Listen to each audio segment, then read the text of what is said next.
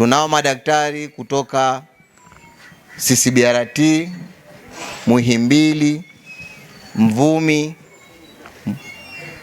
wengine wanatoka hospitali ya mkoa wa Morogoro ya rufaa, wengine tumewapata kutoka KICJ na sehemu mbalimbali. Tuko zaidi ya madaktari 80, wote tuko kipindi hichi cha mapumziko.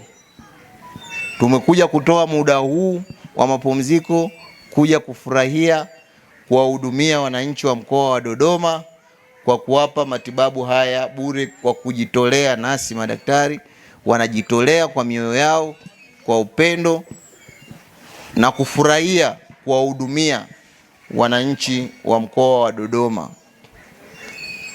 Na kwa kuwa watakuwa au tuko kwa pamoja, majadiliano na uchunguzi utafanyika kwa umakini zaidi, ni pamoja na vifaa vya kisasa ambavyo tumekuja navyo, tumevifunga pale chumba namba 3 na ambao kitengo cha madaktari bingwa wako pale, wengine wako kwenye usafishaji wa macho kule hospitali.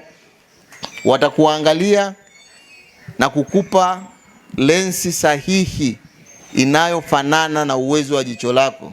Kabla hujaenda hospitali, madaktari watakuhakiki hapa, watajua na ni lensi yako ya kwenye mboni ni namba gani, aina gani, ndio watamwambia daktari kule hospitali atumie lensi hii kwa mgonjwa huyu, kitu ambacho kwenye hospitali nyingi huwezi kukuta wana vifaa hivyo vya utambuzi wa lensi.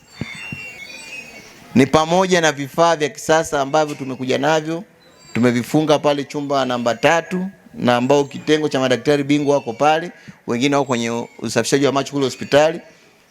Watakuangalia na kukupa lensi sahihi inayofanana na uwezo wa jicho lako.